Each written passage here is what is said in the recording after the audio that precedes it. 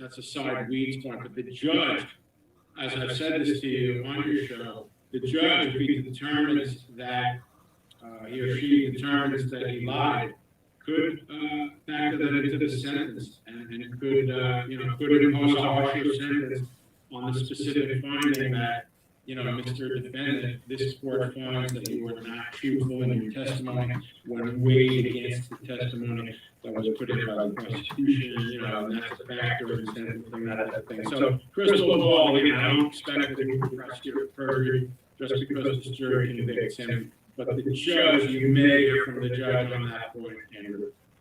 Doug, let's talk about hate crimes themselves, because many critics of hate crimes laws say that they will be, abused, taken advantage of. But you're seeing throughout this trial that that's not the case. That prosecutors take hate crimes laws seriously and allege hoaxes of hate crimes very seriously as well. Kind of discuss, maybe if you have any foreknowledge of this, just hate crime law, jurisprudence and the like.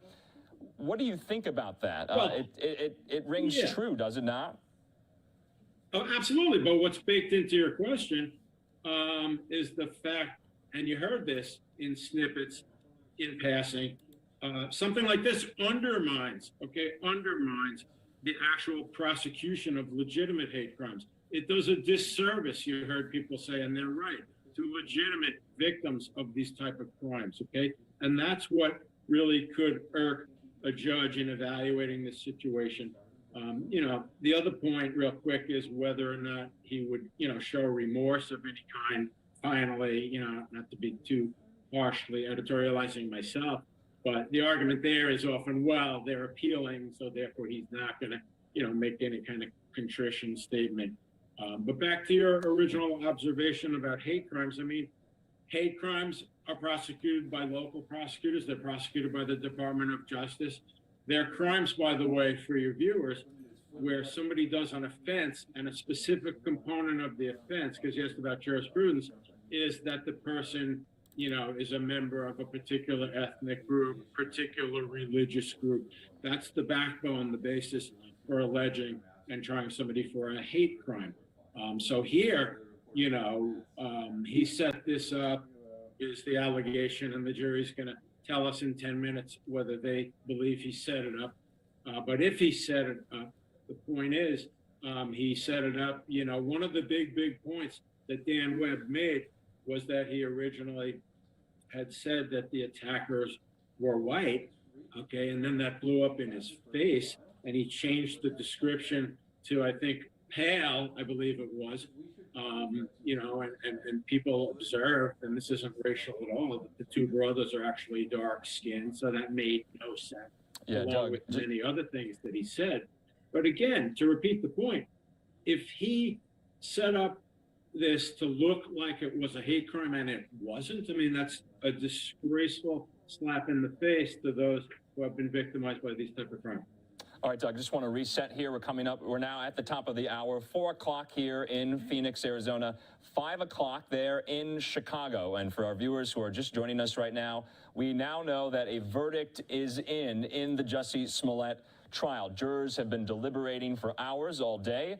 We unfortunately just lost that shot. We have here a live look inside of the courthouse right there as we await for Jussie Smollett and his team to enter in to hear the verdict read. We just saw the prosecution team come in as well. We're being joined live here by former federal prosecutor Doug Burns, who has been with us throughout the duration of this trial, breaking down the particulars, breaking down the nuts and bolts. We have Matt Finn from Fox News, Dane Placco from Fox 32 Chicago. They're on the ground as well. We might be speaking with Dane in a little bit, but Doug, a lot of people have been following this very closely, and I know not only we talk about the legal questions here with you and me, but we set the stage for what trials and cases like this meant for the country. What does it say about the country that we follow this so closely, that this generated so much interest at the time. Accusations, of racism, of race baiting, homophobic attacks that led many prominent members of public life to essentially jump on that bandwagon at the time without all the facts. And of course, now we know there was a deeper story there, and a jury will decide how punitive to make it, and how what the consequences will be for an alleged hate crime hoax. Doug? Well, there's two-part response I would give to your observation, which is yes, prominent politicians, people in mainstream media, people in Hollywood, they jumped right in, over their ski tips, to use the cliche, the well-worn cliche, and they, this is terrible, this is horrible. And your point is very well taken. Maybe, hopefully, to put some positive on it, these figures in politics and Hollywood and the media will at least learn some lesson, which is, one of the most fundamental things in my world is, we don't prejudge things, etc. But the second part of it, and that's why I said there's two parts, is, wouldn't it be refreshing if somebody in that group I described stepped forward and say, you know what, in retrospect, I shouldn't have said those things. That wouldn't kill them, okay? But you will not hear that, okay? And the point is that, back to your observation about why is this trial so noteworthy, you have these ancillary social discussion issues, which really don't have much to do with what's going on in court. In Rittenhouse, it was guns. Doug, we're just going to have to pause here. It looks like I think we do have a shot of Smollett here coming out of his black SUV. Stand by. We're just going to see if he makes a comment to the media here. So right now we just got this shot in, and we have been waiting, and that is Jussie Smollett's team coming to the courthouse to hear the verdict read in his case. The jury done deliberating. The verdict has been reached, and we will now hear in a minute's time what that verdict is. We're just going to watch these scenes alongside you.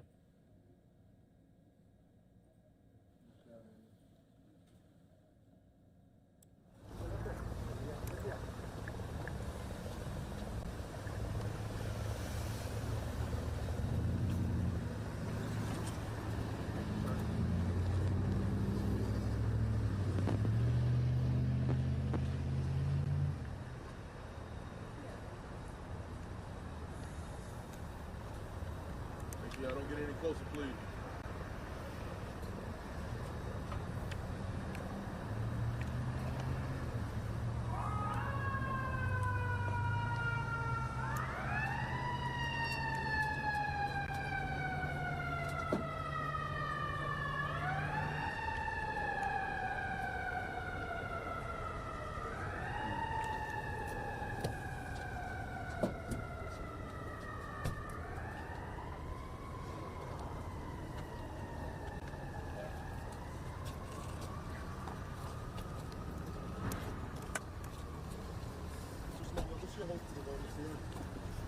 Your fans, sir.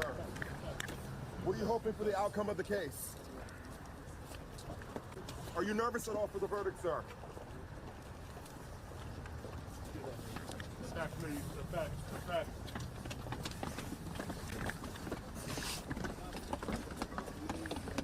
Message to the naysayers, sir. Back, please.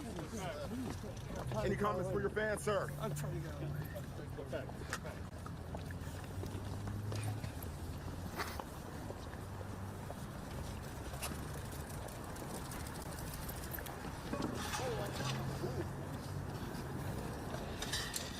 Sir, you're nervous about the outcome of the case.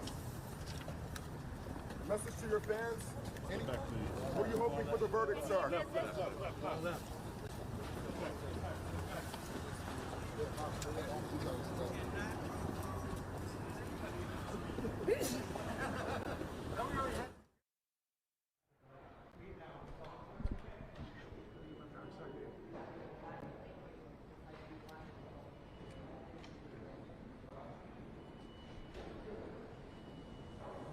Okay, so we just watched Jussie Smollett and his team enter the courtroom, or enter the courthouse rather. They're going to go through security now, and we're going to get kind of a frontal shot of them walk into the courtroom to hear the verdict read. Let's watch.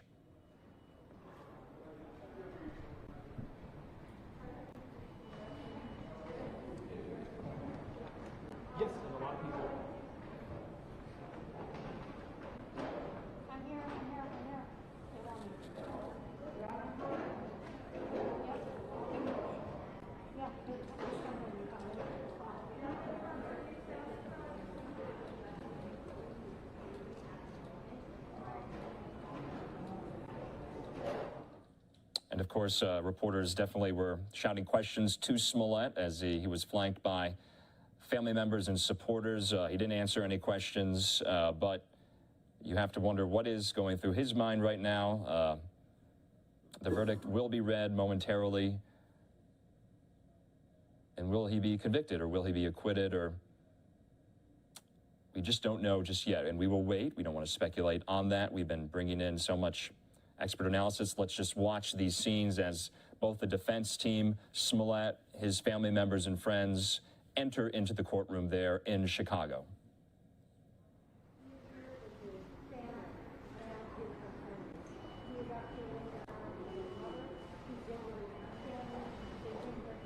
Jussie, how you feeling?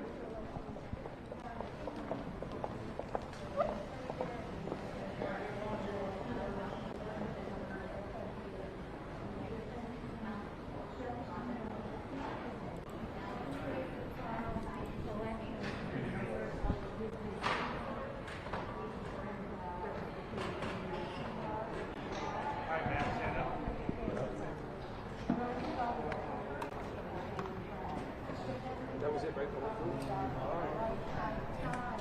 So how does he go stand in the hallway and shoot?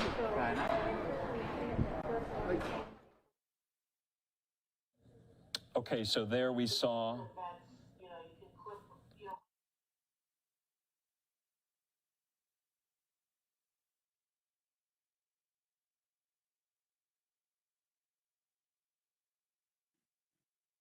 All right, so that's Fox 32's Dane Placco. We just saw Jussie Smollett enter into the courtroom. Let's go now to Fox 32's coverage. We're going to hear from them very, very soon. Then we're going to bring back in Doug Burns to talk about all of this.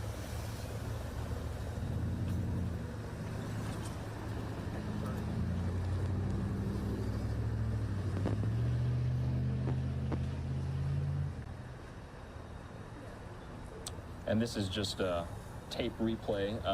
In case you might not have seen it the first time around, let's just watch it one more time.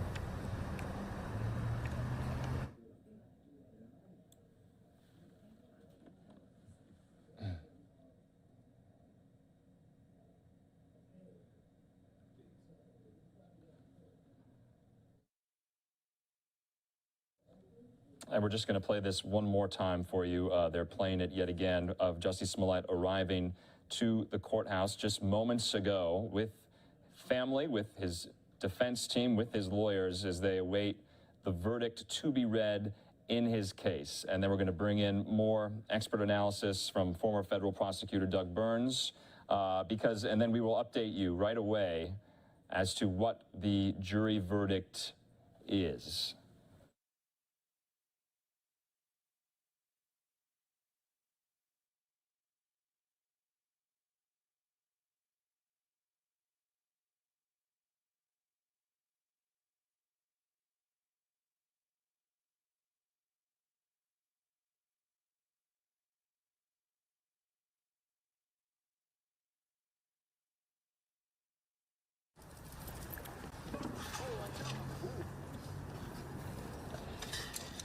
Sir, you nervous about the outcome of the case?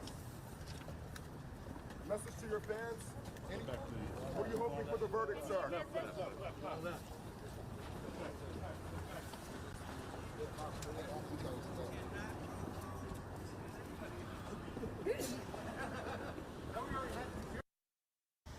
And then now that you get the adrenaline going and you get a feel of how that goes, you'll do better as far as angle.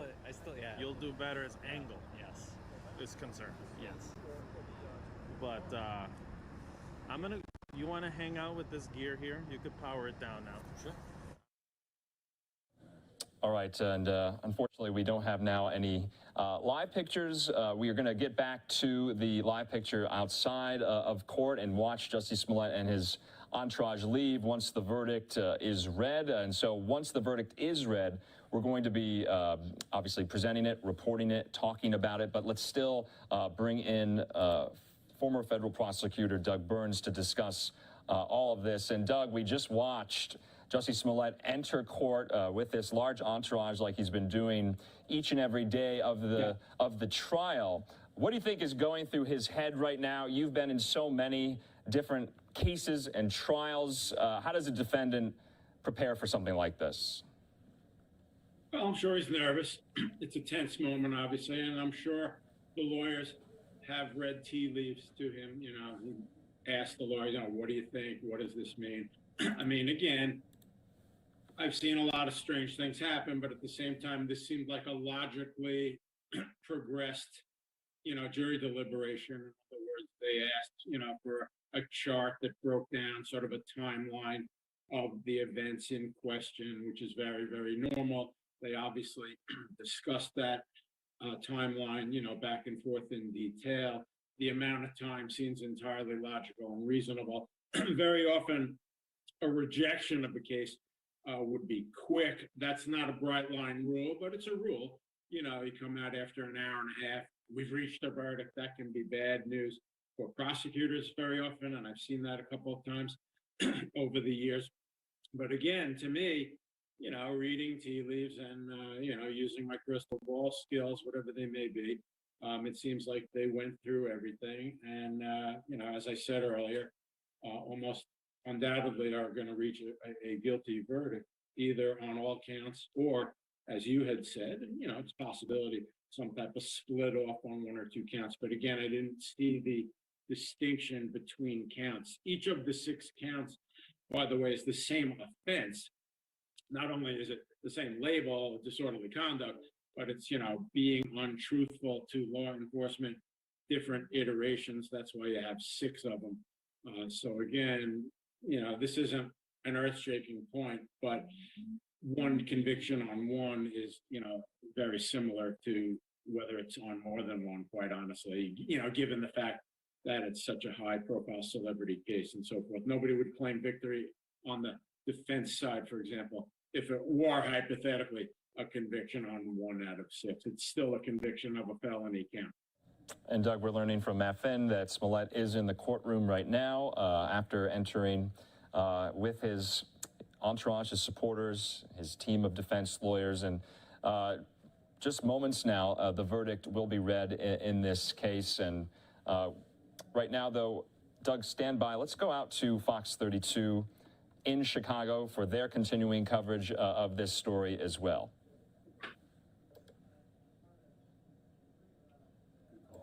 Anything about how they feel about this case, that it was just 9 hours?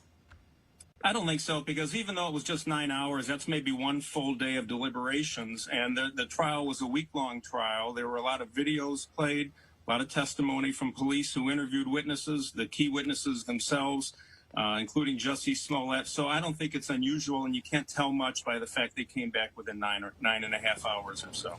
So, Lair, as you've been describing and explaining this case to us, it's possible the actor could face up to 3 years in prison. But isn't the general sense that he's more likely to have probation if in fact, it goes that way? If he's treated like other defendants at 26th in California and in other courthouses around the state of Illinois, a first-time offender who has behaved himself, has shown up for all of his court hearings, never jumped bond or disappeared, and doesn't pose any sort of threat, typically would get probation after a crime like this if he is convicted. And, it's always the tensest moment of all when the verdict is about to be announced, but it's an awful lot more tense when the defendant is facing years or decades in jail. In this case, it pretty much will be whether Jussie Smollett is convicted and gets a fairly light sentence or is set free and gets no sentence at all. Can you tell us more, walk us back about the charges that he is facing? Well, they're felony disorderly conduct charges, and each one involves an alleged lie that he told to Chicago police officers. It's kind of like obstruction of justice, but it's a lesser charge in Illinois. And in these cases, the prosecutors allege that in 6 different cases he lied to police, he manufactured that crime, and then he lied to police and denied manufacturing the crime. And it's basically, the case comes down to a he said, they said, because he says there was no manufactured crime, that he was honestly a victim, whereas the 2 Osendero brothers say that, in fact, they were put up to it and they were paid to commit the crime. His alleged motive was that he believed he had received a threatening letter, and his bosses, the Empire producers, had not taken the threats Larry, let's against jump in. Larry, let's go. Let me jump in. I think we've got some new information. The judge is in the courtroom. The jurors are there. Let's go to Dane Placco and see if we have the verdict. Dane? Yeah, I'm waiting on a text to come down from Casey Cronus, our Fox colleague who's up in the courtroom right now. Judge James Lynn walked into the courtroom about 3 minutes ago. The jury has been brought into the courtroom. Judge Lynn opened up by telling everybody to control their emotions regardless of the verdict. And it sounds as though the verdict is being read at this moment. Again, 6 counts of felony disorderly conduct. It's likely they will go through the verdicts on each of those counts. Count 1, count 2. Count 1, guilty. Jussie Smollett, guilty of felony disorderly conduct on count 1. And that is just coming down now from the 7th floor of the criminal courthouse. We'll have to hear what his reaction is to that later. We know that he's been fairly stoic during the trial. He looked very stoic as he walked in here just moments ago. But again, count 1, guilty. Jussie Smollett, guilty. And I'm getting another text, count 2, guilty as well. So at least 2 of the 6 counts right now, Jussie Smollett has been found guilty of disorderly conduct, but it's a felony disorderly conduct, and as Larry was just explaining, that does carry a potentially longer prison term of possibly 3 years in prison, although most of the attorneys we talked to say that's not likely. Count 3, guilty again. So on half the counts now, Jussie Smollett has been found guilty, and we're loading up another count right now. Again, Casey Cronus, our new colleague from Fox 32, just joined the station last week, is up in the courtroom on one of the benches. It's an older courtroom, a large courtroom, but capacity very limited up there because of COVID, only 57 people allowed. And we should be getting a 4th count verdict here in just a couple of moments. Count 4, guilty. So again, 4 of the 6 counts so far against Jussie Smollett, he has been found guilty. And it's likely, if I may surmise, that there'll be guilty counts on 5 and 6 as well, because as Larry was saying just moments ago, these counts are all pretty much alike. They're essentially 6 counts for the same crime. And I can say, I don't have to say alleged crime now, I can say crime. Count 5, yes indeed, guilty. They're all the same crime, and that is for lying to a Chicago police officer. There were 3 separate occasions in which he was interviewed by police. Each of those occasions he spoke to 2 officers, and so the way that Dan Webb, the special prosecutor, formulated his case was to charge 2 counts for each of those interactions with police. And now we're loading up the 6th count here. And let me tell you what it's going to be. Again, counts 1, 2, 3, 4, and 5 guilty, and count 6 not guilty. Well, that's a bit of a surprise. So he's guilty on 5 counts and not guilty on a 6th count. However, it's a big win for the special prosecutor's office because they only needed 1 guilty count. They could have been not guilty on 5 counts and guilty on 1, and guilty on 5 is essentially the same thing. So again, Jussie Smollett just found guilty on 5 of the 6 felony disorderly conduct charges he faced in this trial that took about a week and a half here at the Layton Criminal Courthouse. Global scrutiny on this case, both when it happened and here right now. So we're looking forward to hearing what Mr. Smollett's reaction was in the courtroom. We're looking forward to hearing his lawyers. Uh-oh, we lost Dane for a second. We'll see if he can hear us. We were going to ask him some questions, but if not, let's check in with Larry Yellen. We want to ask about these charges, Larry. Were they all the same? Count 6. What's different? Uh-oh, you're muted. Oh, okay, hang there on you a are. second. We hear you now. So what's different about count 6, Larry? Alrighty. Count 6, I'm not sure which alleged lie that was, but each of these counts was a different statement he gave to police, which prosecutors attempted to prove were false statements. On the 6th statement, and it was just one of the 6, he was found not guilty, but on the other 5, the jury found that he did in fact lie to police, and that's felony disorderly conduct. What's interesting from the juror's point of view is that this suggests that it wasn't a slam dunk. It might explain why it took 9.5 hours. And it also shows that they considered the each individual count very closely. And if it had been all six, you know, people might have said, well, the jurors just went through it quickly and didn't really study the case closely. But the fact that one of them was a not guilty suggests that they took their job very seriously. What's happening in the courtroom now, I would imagine, typically the defense will ask for each of the jurors to be polled individually, and they will be asked, juror number one, was this and is this your verdict? And the juror will say yes or no. And that's a technicality, but the defense always asks that that be done in these cases. That'll take another 5 minutes or so, and then the judge will likely set a sentencing date. And between now and the sentencing date, there will be a pre-sentence report, an extensive look into Jussie Smollett's past, factors which might have led him to commit these crimes, factors that will sentence, and that will all take place. Typically, the sentencing would So what do you think is going to happen, guys? Do you think he's going to get up there on the interview and go, about this surprise you? how could they've got it wrong? I'm never surprised when Dan Do you think he's going to get up there and First of all, I say, should that. I've been watching I'm not Dan guilty, since, how'd they get it wrong? I hate to date myself, but back to 1983. I don't when he know. was prosecuting judges at the Dirksen Federal Building in the Greylord investigation. Webb, the selection of Webb as the lead prosecutor, the special prosecutor in this case, sent a sign that this case was going to be very tough for Jussie Smollett to beat. Secondly, most of the defendants at 26th and Cal, just like those at the Dirksen Building, most of them result in guilty charges when they decide to go to trial. So that doesn't surprise me either. I am a little surprised, and I want to see why they found the one not guilty. If 5 of these were lies that were told to the police officers, you'd think that the jury would have found that, wow, he's just a liar and he was lying about everything. But in one case, they found that he was not guilty. A minor victory that won't make much of a difference in the sentence, I don't think. So in this case, a lot of All right, some great legal breakdown there from Fox 32 in Chicago. Let's just put up the tweet we have from Casey Cronus, who was in the courtroom when it was read. The jury finding Jussie Smollett guilty on 5 of 6 counts. And you can see count 1 through 5 guilty, count 6, though, not guilty. That's very interesting, and I want to bring Doug Burns back into this. You know, Doug, why would it just be the 1 count for not guilty? What would go into a decision like that if they are all these disorderly conduct case 4 felony charges? Yeah, no, you know, I've seen this happen a number of times over the years.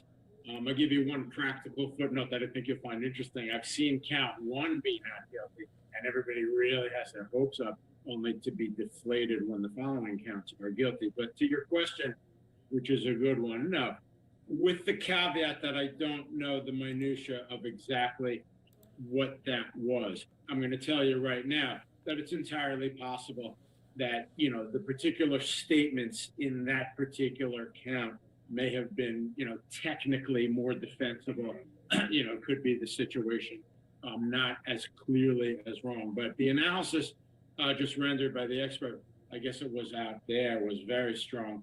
And he made some points, you know, that I was making and would reiterate, which is that 5 out of 6 as a practical legal matter, as a matter of legal fundamentals, is not going to make any difference at all. And then is an ironic nuance point, which I think everyone will find interesting. And the ironic nuance point is that a finding of not guilty on count 6 actually can hurt him, Smollett, on appeal. Isn't that interesting? Because, and I think the legal expert, I guess it was Mr. Yellen, touched on that. The point is, this claim of, oh, the jury just rubber stamped and so on goes right out the window. And in the brief in the Court of Appeals, the state is writing the jury conscientiously differentiated out each count. And as you saw that reflected in their painstaking arrival of a not guilty on the 6th count. The bottom line, and it is ironic, is that that could actually hurt him a little bit on appeal. And, you know, Doug, let's talk next steps. Of course, we were talking about the avenues for appeal that are open to Jussie Smollett, but also the sentencing phase now as well. What do you think that is going to be? Now we can no longer call this an alleged hate crime hoax. Indeed, a jury found that it was a hoax. and those counts of disorderly conduct convicting Smollett on them. But as far as sentencing goes, what does your gut tell you? What would a judge be thinking right now? Well, no, it's a great question. I mean, that's the logical question. I mean, first of all, what happens tonight and tomorrow and everything else is everyone starts wearing around their neck, as some lawyers that I know like to say, you know, the idea, as you put it very well, you know, no more alleged hoax, this and that. You know, a jury has found that he was untruthful when he said it wasn't a hoax and so on. And that stings badly on the defense side. Now, sentencing, though, here is fascinating because you have the confluence of public relations and media at law, whereas in the ordinary case, meaning of no great notoriety, which is the vast majority of cases, you don't have the media dynamic, you don't have a public relations dynamic. Why do I say that? Because in the day-to-day case, a person in this situation, much more likely than not to come in and say, okay, I do apologize for my conduct, I do want to show remorse, etc. But that's pretty much foreclosed. And I have to think about this a little more myself because the verdict just happened, but that's kind of foreclosed by this notion of, you know, maintaining that, you know, I've seen defendants time and time again for years and years and years say, you know, all right, the jury found me guilty, but I'm not guilty. I didn't do this, okay? They may have found me guilty, that's fine. It's unfair and so on. So my roundabout answer, I apologize to your very good question, is that I don't think that he's going to show remorse, okay? You know, when he goes before the court for sentencing. I think he'll be very quiet and he won't say a lot. All right, Doug, we're going to just keep you on standby here. We're taking a live look.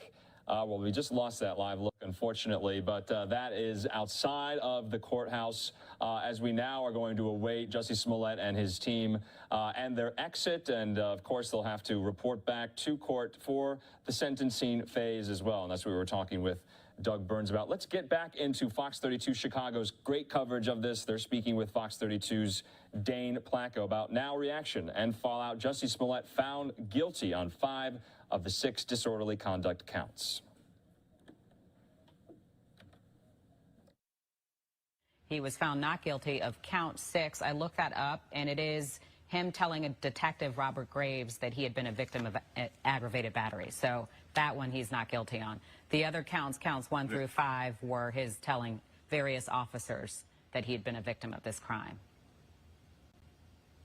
That may suggest that the jury didn't believe Detective Graves in the manner that he reported the story, or if Graves had testified, Graves' demeanor on the stand maybe wasn't believable. But in any case, the key factor here is that 5 out of 6 he was found guilty. And as Dane's pointed out, there will be a pre-sentence investigation that'll be done, I believe, by the probation department.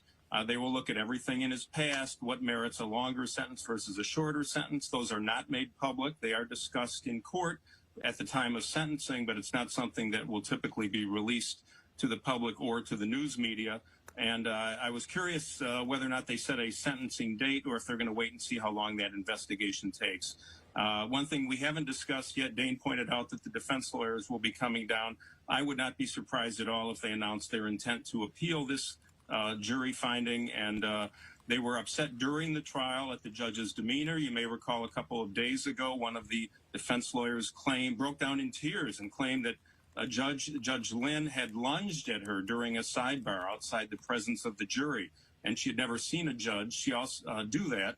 She also claimed that the judge had been smirking or not taking some of the cross-examination questions by defense lawyers seriously, and indicating that with his facial expressions. All of this will go into a defense appeal of this case. It'll go to an appellate court in Illinois, and it may be more than a year before we eventually find out if the jury's verdict is upheld or overturned by an appellate court. So in your estimation, it's maybe a long time before we really get this thing finished? Well, he'll be sentenced, and it's possible if he just gets probation, the appeal won't be that significant. But in order to clear his name, while his, say for example, he's put on probation, which a lot of us expect, While he's serving that probation, his appeal will still go forward, and he could be seeking to clear his name with that appeal. Sure. On the other hand, he may just decide to let the whole thing drop. But the sense I get from his defense team, from their statements, is that they don't believe he got a fair trial from this judge, and they will be seeking to overturn it regardless of what the sentence is. All right, Larry, you were cut off a little bit earlier, but you were trying to explain, in addition to this sentence of possible probation, how he has to pay anyone back. Is there restitution in the case?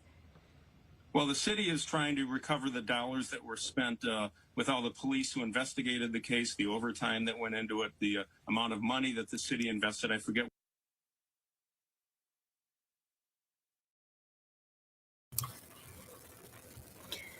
Hey guys, I just wanted to come in here real quick and ask you, what are you thinking about this?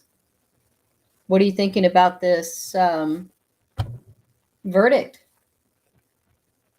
Do you think it was fair? Do you think he's going to claim it wasn't? I'm almost sure it wasn't fair. I think he's going to claim that the verdict was not fair from the beginning. But I think this just goes to show that he's as good a liar as he was an actor. Oh my God, yes, I just put that out there. Yeah, he wasn't good at either one, you guys. You know what gets me is he had it all. I mean, I couldn't afford one of this guy's ink pens. I could not afford one of his ink pens. And he didn't care. He just threw it away.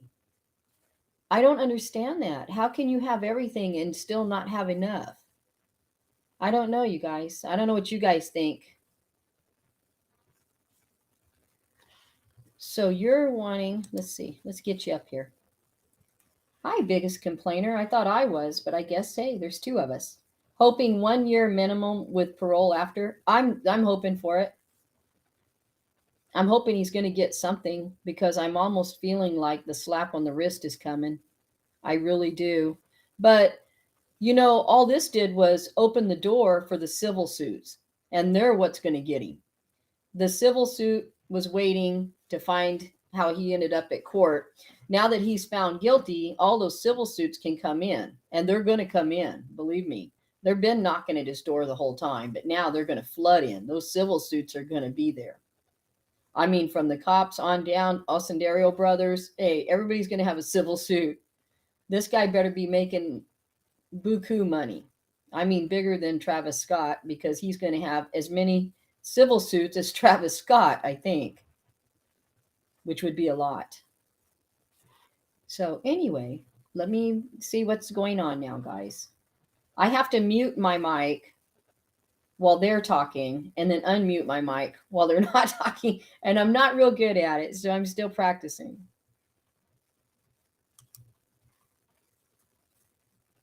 What the exact dollar figure was, but the city wants to get that money back, and they will they're pursuing that right now, I believe, in a case, a federal case, which is on hold at the Dirksen Federal Building until they saw how this trial came out. Now that he's been convicted, I think that will impact the city's decision to go forward, and they will probably try and recover those dollars. Mayor Rahm Emanuel at the time, and then Police Superintendent Eddie Johnson were just furious that they had been duped into pouring thousands of dollars worth of resources into this investigation, which they later determined to be a hoax. We should also mention, as you talk about that, we did reach out to Chicago police for some sort of a reaction or response. They have yet to respond to our inquiry. Right now, we want to head back to the Layton Criminal Courts building and talk to Dane Placco once again. Dane, what are you seeing? Yeah, and we're continuing to get text messages from Casey Cronus up in the courtroom on the 7th floor. She says that they're still in the courtroom. The lawyers and the judge are still in the courtroom, tightening up loose ends, tying up loose ends, I should say, setting hearings going forward.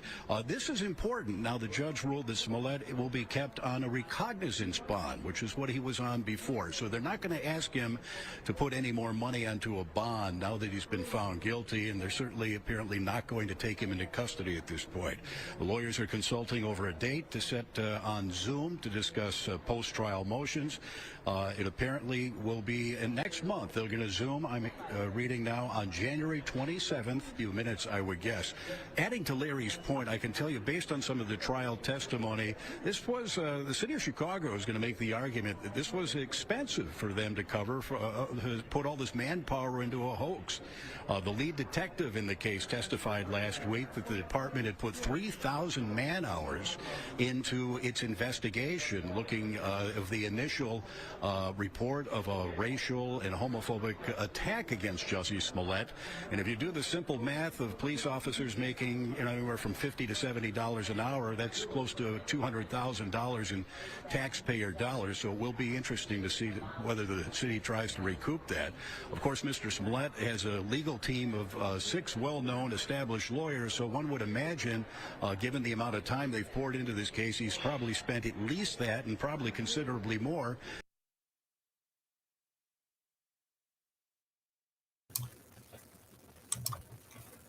Well, you guys, we've got our verdict. I expected it. I did not expect the 6th one. I did not expect him to be found guilty on the 6th one when they found him guilty on all 5. But I'm not sure what the 6th charge pertained to. It might have been something that was completely different from what he was already found guilty for. I'm not sure. But like he said, he'll be back in court next month and he'll be working on sentencing then. So anyway, I want to thank you guys for joining me, and I will definitely see you on the next one. Bye for now.